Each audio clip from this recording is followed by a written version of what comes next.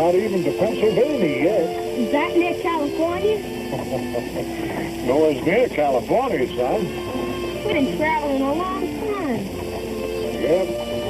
It'll be 6 months before we get way out there. Maybe longer. It says here, these new railroads will get you off there pretty quick when they get them built. Oh, them railroads. Those railroads. Yeah, that's what I said. Doggone railroads. What good are they?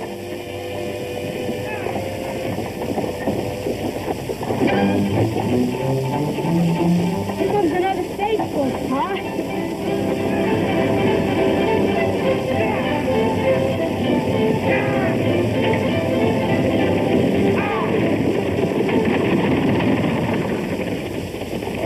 That's what I call traveling.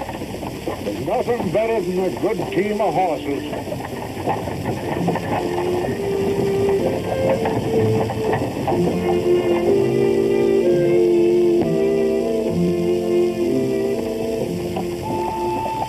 Easy, boys, easy. Mom, look!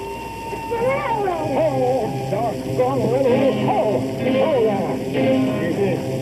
Ready, oh.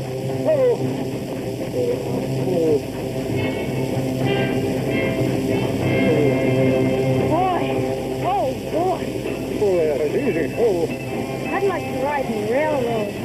What for? You gotta go just where those two little rails go. Suppose you want to go somewhere else. I wouldn't care, as long as it was a railroad. It says here they're building a new railroad in Pennsylvania, and the first part is going to open in September. 61 miles long. Where's the Mom? It says here, son, that it is going to connect at Harrisburg, the capital, with a state-owned line from Philadelphia.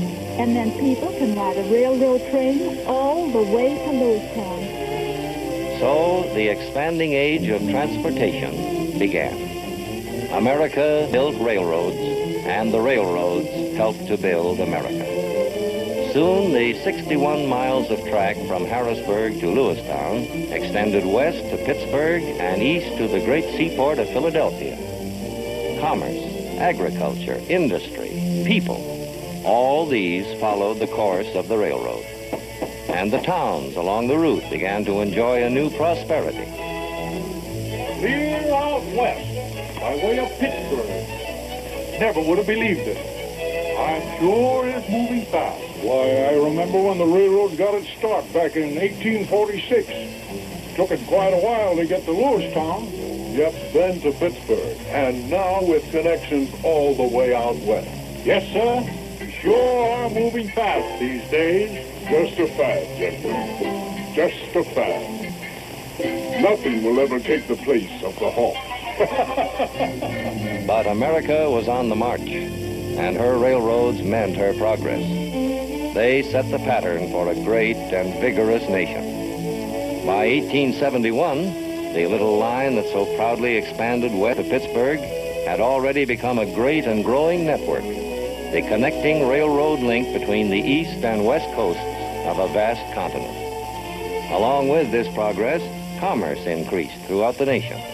The folks out west now had access to the products of the east. Mrs. Pioneer was no longer isolated from the cities. She could dress in the same height of fashion as her sisters in the east.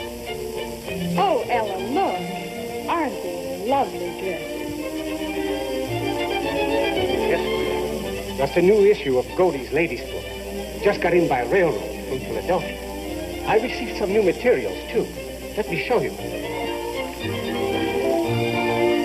I just can't wait to make one of these dresses.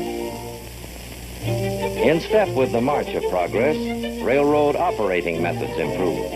The old highball signal gave way in time to the semaphore and to automatic position light signals. The old iron rail was replaced by the modern steel rail with a deep, safe roadbed. Wooden cars gave way to all steel construction. And to the original crudely operated brake was added a new invention, the air brake, which has contributed so much to make your railroad the safest form of transportation. By 1880, many thousand miles of track had been laid. The progress of America and the progress of its railroads became one and the same thing. Electricity was harnessed to the railroad. Tunnels were dug under the Hudson River so trains could go direct to New York City. And Pennsylvania Station became a reality, serving in the last 10 years alone more than 757 million passengers. The all-rail link with New England and the South and West was established. Industrial America sprang up along the railroads. Factories and jobs, steel plants and more jobs, and foundries. Our agriculture, our mines, our great mills, and oil wells, the whole national economy tied together by sinews of steel. The original 61 miles of track from Harrisburg to Lewistown became a system whose network of tracks totals more than 26,000 miles. From one passenger train each day to more than 2,500 trains every day. From one freight train twice a week to more than 5,000 freight trains every 24 hours. And transporting freight is the biggest job of all. From farm and factory and mine, carrying food and finished products and coal by the trainload. Coal to furnish power for industry, heat and light for our buildings and homes. From one corner of America to the other, freight trains roll along, tying the nation together, keeping its business on the move. With railroads working as a team, making America a vast network of rails, a giant system for better and faster service.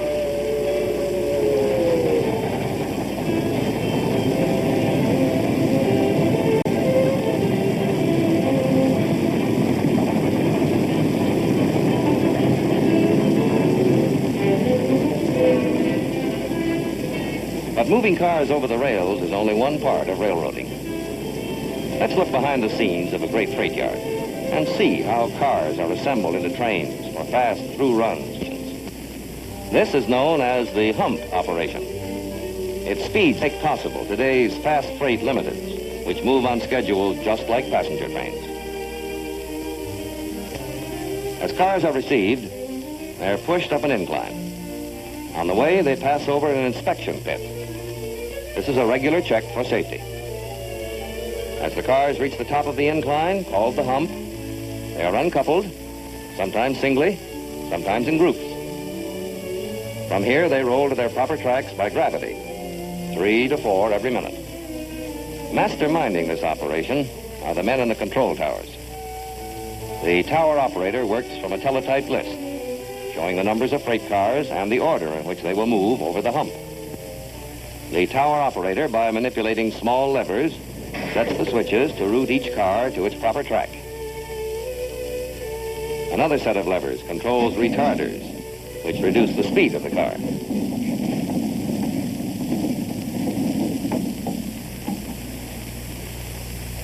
In this great freight yard, more than 40 tracks are available for quickly assembling all types of cars into freight trains which operate on fast, regular schedule for many destinations, serving industry, serving business, serving you.